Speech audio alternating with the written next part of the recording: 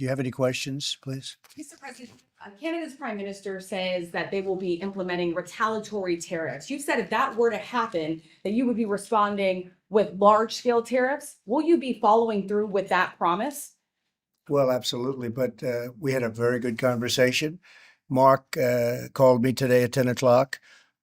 We put out a statement. We had a very, very good talk. He's going through an election now, and we'll see what happens. But we have Liberation Day, as you know, on April 2nd, because, and I'm not referring to Canada, but many countries have taken advantage of us, the likes of which nobody even thought was possible for many, many decades, And, you know, that has to stop. We're going to end up with a very good relationship with Canada and a lot of the other countries. Some we probably won't. It won't be so pleasant. But I think most countries are agreeing with me. They actually, many of them have actually apologized. They said, look, we have taken advantage. And I don't blame them as much as I blame the people that stood, in this case, I can say the men, because so far they've been all men, haven't they? But the men that sat right there and behind the Resolute desk, mostly the Resolute desk, you know. I don't know if you know, you have a choice of 7 desks. The Resolute is the one I like, but some chose other ones. But they sat right behind a desk right in this location, and they let our country be hurt very badly. But I didn't do that. So, but we had a very good talk, the Prime Minister and myself, and I think things are going to work out very well between Canada and the United States. Yeah, please go ahead. Mr. President, how is the talks with India or tariff going on? And what is expectations from India? How much do you want? Well, as you know, Prime Minister Modi was here just recently, and we've always been very good friends. India is one of the highest tariffing nations in the world. You know that. I know. Thank you for shaking your head, but it's brutal. It's brutal. They're very smart, and he's a very smart man and a great friend of mine, actually. And we had very good talks. I think it's going to work out very well between India and our country. Very, very well. And I want to say you have a great Prime Minister. There's been a very serious earthquake in Burma, Myanmar today, with up to several hundred killed. Yeah. The military regime there has asked for help from anybody. Yeah, we're going to be helping. We've already alerted the people. Yeah, it's terrible what's happened. It's a real bad one, and we will be helping. We've already spoken with the country. Okay, please. Mr. President, yesterday you asked Representative Stefanik to stay in her seat. Can you explain your reason for that? And did it have anything to do with the tight polling in the Florida district that former Representative Waltz held? Well, I think we're doing, I think we had, as you know, we have a few elections going on. And she is phenomenal, number one. She's a friend of mine, and she was going to go to the United Nations. And I said, look, there's a lot of room for doing that or something else. But she's very popular in her district, and I didn't want to take a chance. I don't even know who else is running. I assume somebody else would have been running. But if she runs, she can't be, you never want to say can't be beaten, but I think can't be beaten. She's very, very well-liked and very smart. And I said, Lise, would you do me a favor? We cannot take a chance. We have a slim margin. We don't want to take any chances. We don't want to experiment. And she polls like I do. I won her district, as you know, by a lot of points. And she also does very well there. When it comes to Florida, you have 2 races, and they seem to be good. It's a Trump plus 32 area.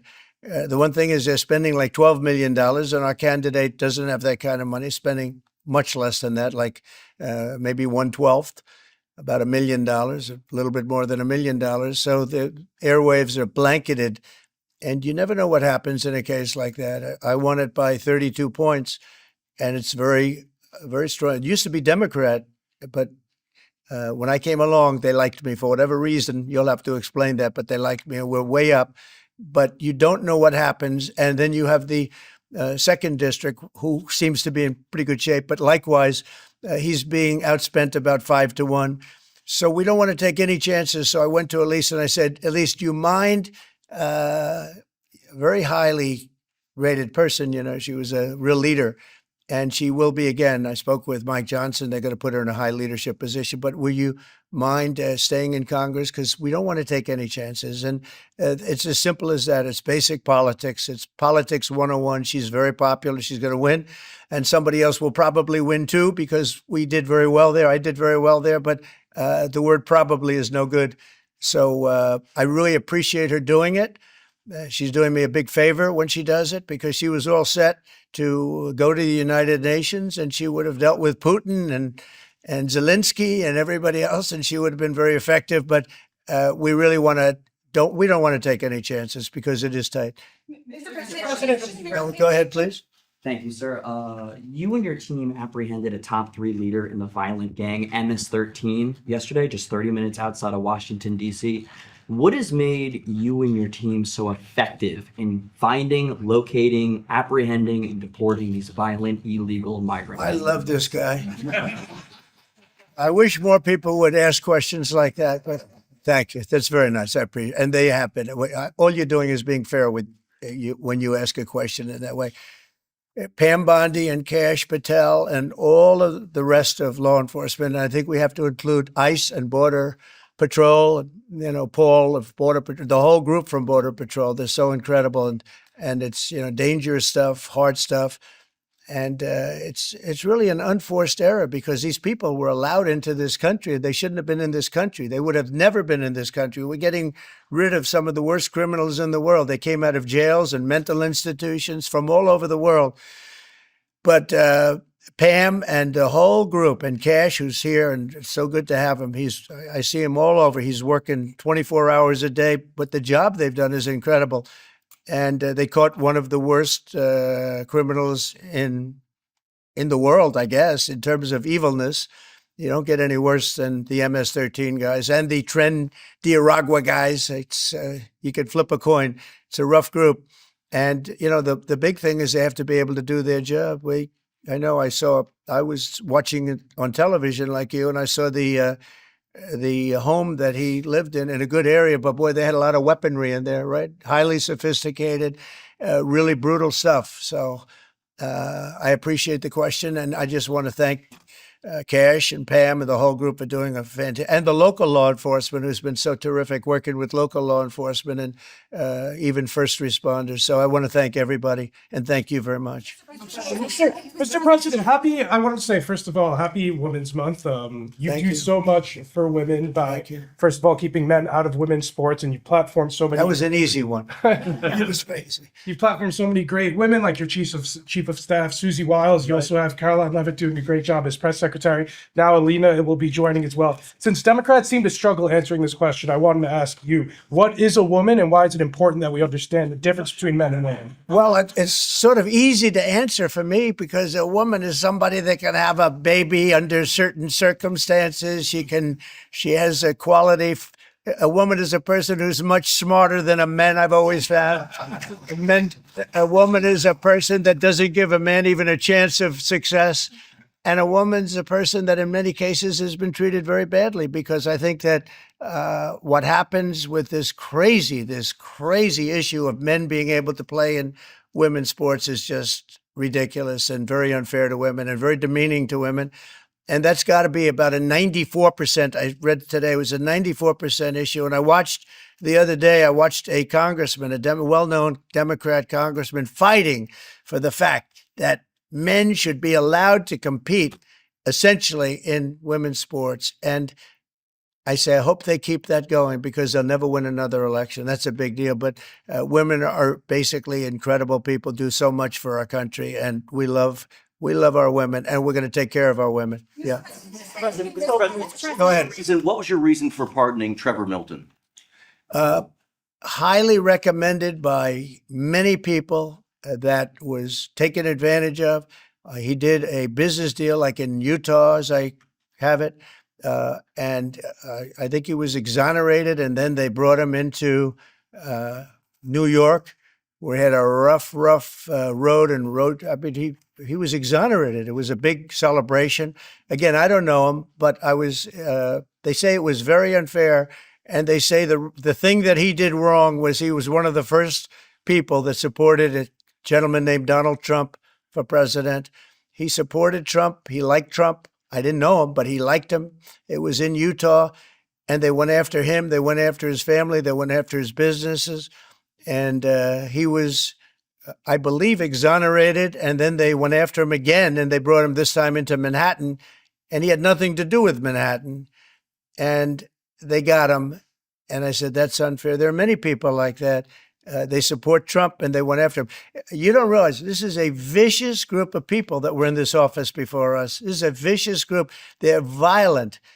What they were doing to people, and you could go story after hundreds and even thousands of stories. And they went after this man. And when I heard about it, I said, nope, not going to happen. They destroyed 5 years of his life. He fought for 5 years of his life, and he did nothing wrong.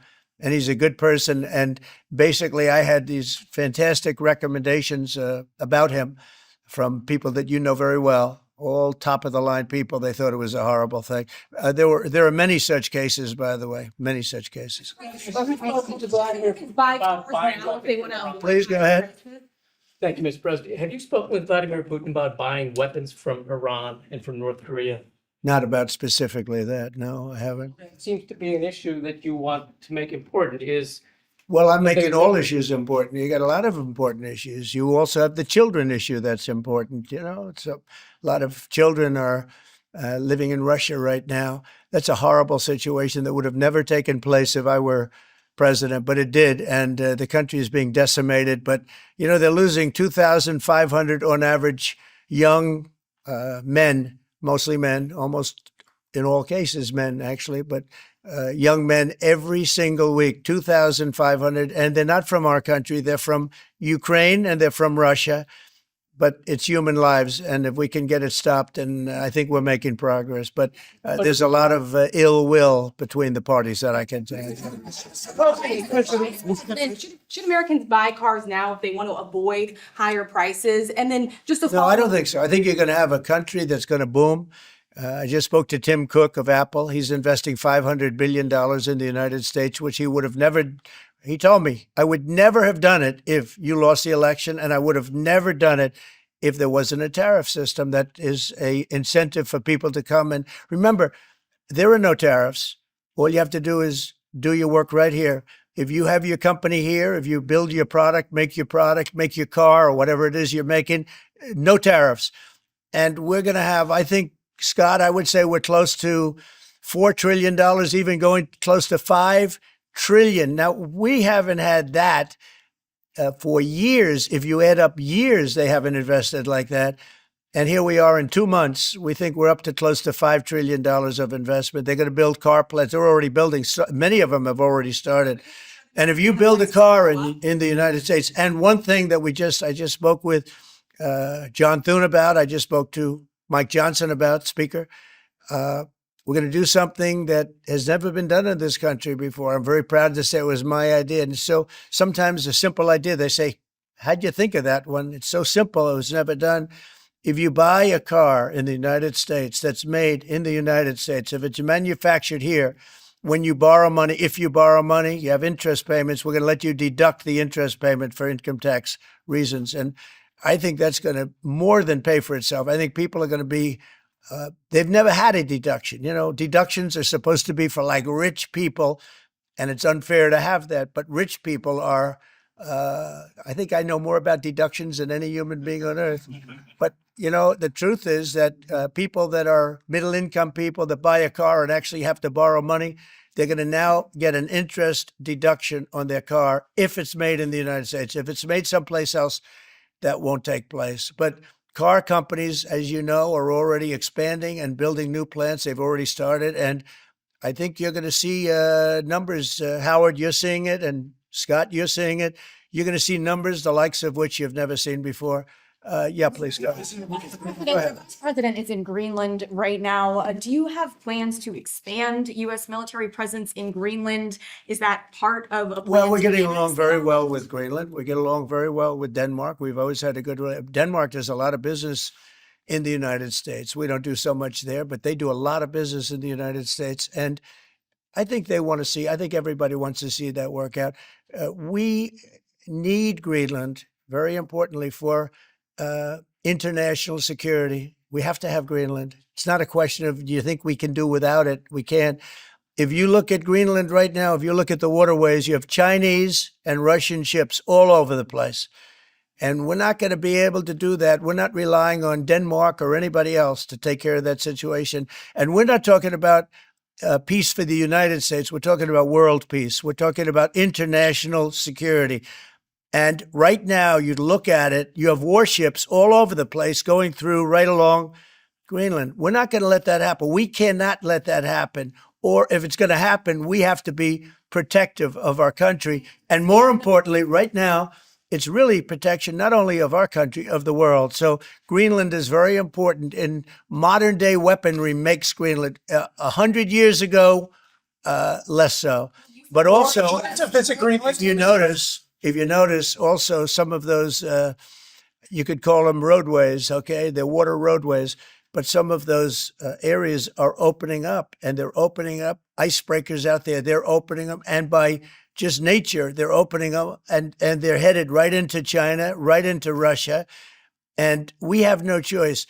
The answer is he's there with his wonderful wife, Usha. They're there right now. They landed a couple of hours ago, and they will represent us well. But Greenland's very important for the peace of the world, not us, the peace of the entire world. And I think Denmark understands it. I think the European Union understands it. And if they don't, we're going to have to explain it to them. Iranian drones are attacking Ukraine every day. Say it.